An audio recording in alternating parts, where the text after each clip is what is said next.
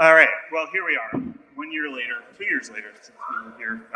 But thank you all for coming here. Thanks for having us. Emily, I thought I'd start with all of you. But Emily, first, if you could tell us about Poseidon and what you guys are up to. All right. Thank you, Matt. And thank you for the hosts for having us. This is an amazing event. I'm co-founder and managing partner of Poseidon. We've been investing in the cannabis industry since January 2014. When I first got into this industry, I was telling people we were in conference rooms in kind of dingy airport hotel basements. So we've come a long way to be in the Hamptons. And so I'm very happy to join.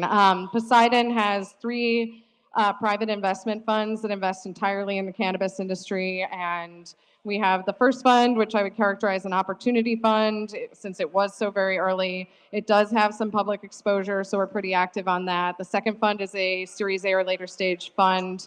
It's closed, it's allocated, it's doing its thing. And then the third fund is a seed, post-seed stage company or fund. So it's focused on a little bit earlier stage. And then we have some cool things coming out this fall. So very happy to be here. John? I run SOJE Capital. We manage three different portfolios. One is Hinsdale, which is my family office. Invest there across asset classes, strategies, geographies, and other managers, as well as direct deals. And that's really was the genesis of cannabis for us. We're looking for things with tailwinds, and cannabis certainly has a very strong tailwind. The primary cannabis vehicle that we manage is called SOJE Fund. Stands for Sarah, Owen, Jacob, Emma, my four kids. And it is a primarily public equities hedge fund or portfolio, but our investors can opt into the private deals we do. And that goes into what they call side pockets directly for them. The portfolios are primarily MSOs, multi-state operators, on the public side. On the private side, we look for technology, brands, media, so forth. Things are maybe non-plant touching and are more interesting, not available in the public markets.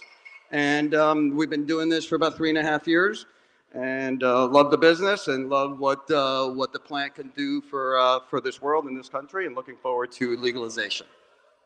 Me too. David? I'm David Traylor with Golden Eagle Partners. We're an investment banking firm. We're somewhat unique. That stems from the fact that I have 2 undergrad degrees in science, got into leading biotech companies, operational roles for 15 years, inventor on 3 U.S. patents, 2 in bioprocessing, and then got into doing investment banking in 2005, rolled over into doing cannabis investment banking in 2013, and then a year later jumped into being chief business officer at Cerna, which is one of the first pubcos. Did that for about a year, and then left Cerna, reactivated my registrations. In FINRA, we've done over 25 deals in the space. So that's 7+ years. We've also worked internationally for 5+ years, and then also lucky enough to be a professional lacrosse player. So I'm also an athlete ambassador for Athletes for Care, which you may know that group, and I'm now chairman of the Scientific Advisory Council for Athletes for Care. Thanks. Awesome. So Emily, you get it.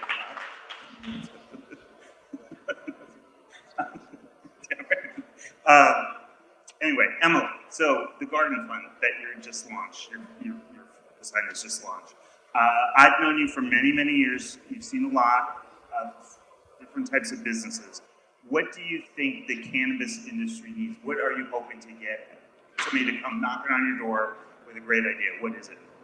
Yeah, so being focused on the earlier stage companies, it's our belief as investors who've been focused on the area for a while that first there were the early kind of incumbents who came in, they helped us to build the foundation of the industry. Now this fund, focusing on the earlier stage, we're looking at the disruptors.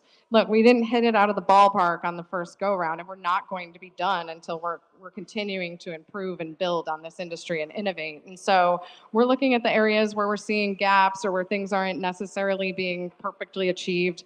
As investors who've invested across the entire ecosystem, really in US, Canada, Latin America, and Western Europe, we see how our operators do struggle in certain areas. And so we're really focusing on that. And so one of our first companies is in agriculture technology. It's one of the sensory technologies where you can start to understand if something's going sideways on your crop faster than you can. And they're using artificial intelligence to really learn. And one of the things in investing in cannabis, I know Jen was talking about, I know the guys were talking about it earlier, is you look for the teams. And like, for example, with this team, we have scientists out of MIT, but we also have business people who come out of Accenture and different business consulting backgrounds coming together to bring business and technology into a space that's very difficult in this industry. I think a lot of people would never anticipate that they had to learn how to grow cannabis on scale, and then move it through an entire supply chain in every different market with all of the nuances of regulatory frameworks around that. And so if we can invest in technology that helps to support that and make it go better and help them to save through to their bottom line. I mean, these businesses throw off interesting EBITDA profiles at the rate that they're growing at, as Jen was just talking about. But if we can improve that, we're running ahead of where we need to be. So it's like that old Gretzky thing. You skate to where the puck's going, not where it is today. So. Great. And John, we were talking about before the added cost of prohibition.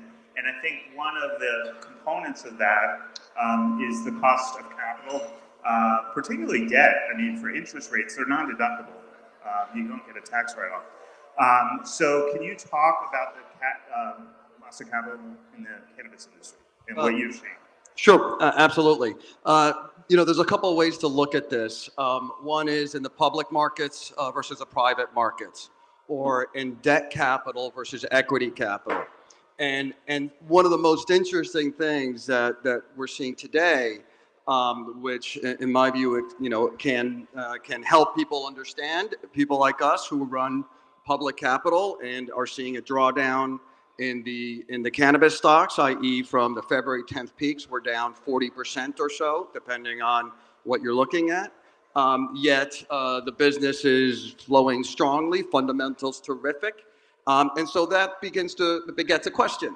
And so a really interesting fact is when you look at the debt markets a year ago versus today, you've had near a third drop in the cost of capital from 13, 15 to now 9, 10 or so percent, the total cost of debt capital. Conversely, equity capital in the public markets has gotten more expensive. And there's a number of ways to look at the cost of equity, but in this industry, probably the easiest way to look at it is simply by looking at the multiple. And so if you were sitting a year ago today, looking at what these companies that we're investing in and who are trying to use their equity for acquisitions and growth, they were looking at around a 13 and a half or so multiple of EBITDA for 2021. Again, sitting September 2020. Right now, we're looking at around 11 and a half times next year's EBITDA as a valuation. So you've got the cost of debt that has dropped by a third and the cost of equity that has gone up by 13 to 15%. Now that doesn't make sense because there's something in the investment industry that you understand is you follow what the debt capital markets do. You follow what the cost of debt is. That is the best signal for what's going on in an industry. And so this industry is getting stronger. Balance sheets are getting better. Margins, I disagree, are actually not volatile. They get damped by growth, but the margin structure underneath is actually very repeatable across states. And so that is one thing that is obvious. And so why is that happening? Simple. Because of the issue that creditors have been deemed non-plant touching. And so if you lend money to the cannabis industry, you can go ahead and list yourself on the stock exchanges. You can go to a family office group and they will throw hundreds of millions of dollars at you from the debt side. That's non-plant touching. Equity, not the case. I was just referring to the integration of different acquisitions. That's what caused the volatility. I agree with you. Yeah. But from an analyst perspective, when we build our models, what gives us a lot of comfort about this industry is that the margin structures are so repeatable and are in lockstep across the country as you scale within each state. David, hi. I'm not high, not yet anyway. So, what have you That's seen? in about 15 minutes. No, There you go. So the question I think that we I were think talking you're gonna about ask- beforehand is maybe three topics that over the last 6 months we think are kind of new topics on the industry. And first of all, I think one of them is the international aspects that we see in the interest internationally. So I went to actually talk at an event like this in Dubai in 2018, and most people said you got to be high to go to Dubai with Sharia law, right? And that turns out it wasn't actually that fruitful. You can never be into this too early, right? That's what you want to do is set the groundwork. Well, it turns out now we're running a deal for a company doing a direct listing in the U.S., and we have a group from South Africa that's in the data room. So I think that's really changed a lot in the last, and that had to do also partly with the presidential election. Another thing I think that's interesting is supply chains. We've been a believer that supply chains are deconvolute or break apart over time just because specialists are going to take advantage of better margins and specializations. And we're actually, you saw that with the Dutchy deal. We actually have a client in Oklahoma that's deconvoluting the supply chain and they're killing it. And then the third point that I want to bring up that I think has been interesting over the last 6 months is the interest in some of these larger companies. For example, we have 2 clients that are on more the life science side, or they're running clinical trials, et cetera, and we're talking to 2 of the largest pharmas in the world, or 2 of the largest well-known international companies, and they're not the largest pharmas, but that's been very interesting to us too, that they're starting to really warm up to the cannabis industry. Great. One question I'd ask to the group, I'll start with you, Emily, and I was, start with Emily. We were talking to Jen before about interstate commerce and sort of how they think about when they want to deploy capital into a new state or a new market. But as an investor, how do you think about interstate commerce, and what's your thought process around that? When people ask me about interstate commerce and will this ever happen and isn't this impairing your industry, my answer is that my biggest fear actually is that interstate commerce gets implemented poorly. Because when I think about what infrastructure has been built in this industry, we have to be really thoughtful about how we go about this. And we also have to be thoughtful about the regulatory frameworks we place around it. When you watch how states unlock, there's a huge process. Proposition 64 passed in California. 2 years later, we opened our doors. Multiple years later, we're still struggling to get that market really strongly on its feet because we've gone through real challenges around taxation, about infrastructure, about licensing. So I don't know, but I just think that if we go federal very quickly and we do not have the right infrastructure in place, we do not have the right preparation for it, and the most thoughtful implementation of regulation around it, we will murder this industry. I'm pretty strong about this because I'm just afraid that we fling the doors open and we haven't done it right. And I've seen this play out. You can see how states succeed or they struggle, and all has to do about the regulatory framework around it. So that's how I think about it. And I'm very much watching state and federal, and we invest a lot of our resources as the GP, not for on our investors' behalf, but on our own, into understanding politics, understanding the regulators and how they're thinking about this, and how we can insert ourselves in the discussion and the dialogue around it, because I want to make sure we do this right. I do also have to say, obviously I'm an investor in MSOs, and I think about the infrastructure they've built regionally and also locally, and the job creation that brings, and the tax revenue that generates for different states. And I think that we should be thoughtful again about how we kind of integrate a federal framework so that we can continue to protect local jobs, because for the first time in a long time, we're bringing jobs back into not just the US, but back into areas. I'm from Buffalo, New York. I saw industry leave an area, and I saw devastation around that for decades. And I think about that a lot when I go to visit the sites where we're bringing jobs back and we're bringing industry back. And I think there's a bigger halo effect of having some of these regional or localized opportunities. I'd like to think,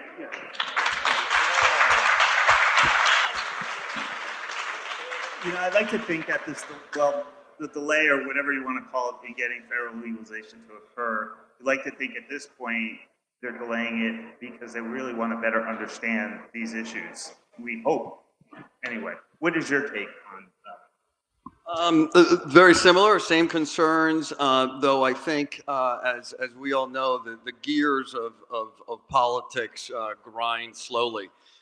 Just look at how long it takes to open a store in Brookline or Naperville or get anything done in DC, much less. And so you have a lot of power bases there. I think it'll be drawn out over a long time with protection by states of their employee base, of their tax revenue, and then a boon really by the investment banks, who will be able to take all these vertically integrated companies and carve out the cultivation and carve out the manufacturing, processing, and distribution companies and retailers, and you're going to have the industry reborn over time into specialization. And so that means that you have lead time, though, on something like that.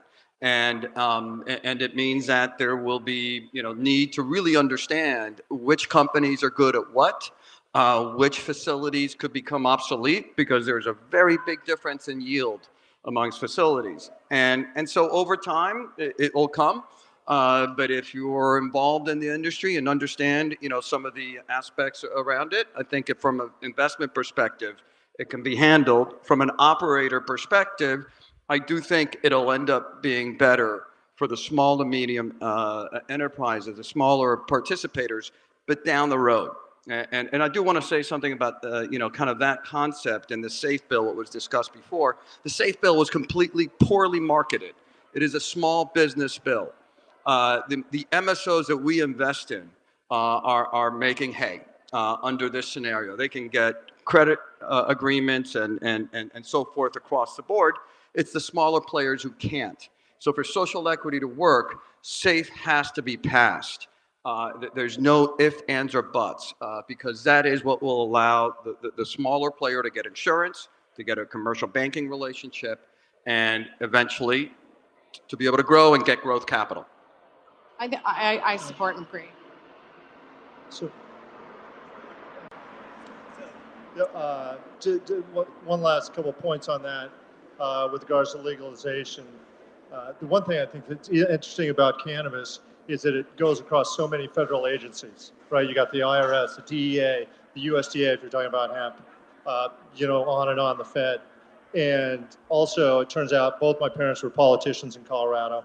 And so I can speak with a non-biased view that, what's going to happen whenever legalization happens, the politicians are going to fuck it up. And, it's just there's 2 points about it. First of all, I think the politicians are going to fuck it up. Second of all, even if it does roll back, and again, maybe this is too pessimistic for everybody, but even if it does roll back, it's going to be like what happened in the 2018 Farm Bill. So we had a client who was a leading hemp processor in Colorado. The Farm Bill passes December 2018. This company is shipping just hemp, not marijuana, from Kentucky to Colorado. And it turns out the Okies Skokies in Oklahoma didn't get the memo. This truck driver runs a red light. They pull it over. And this is January 2019. They pull it over, think it's the biggest drug bust they've ever had. And it turns out it's hemp, right? And they didn't get that shipment for another 18 months after that incident. It was in 2020 last year. So I think as a case in point, even when you do roll some of this back, I mean, there's just going to be pockets and stuff. Unfortunately, it's not going to be like black and white like a lot of people think it's going to be. At least I think so. So, David, when you you're involved heavily in the international market. Sorry, my phone is going off. So what we have in the industry, we understand a lot of the good money versus the bad companies and the good companies, and that's our main job, is to match really good capital with really good companies. And as you guys on this panel know, that's one of the hardest things to do, is make sure you're finding good capital for your portfolio companies, what have you. And that makes it even harder when you go on international, right? So that's what makes it interesting. But we knew that this was going to go international 5 years ago, and so we wanted to be ahead of the curve and see what we can do. And the jury's still out, frankly.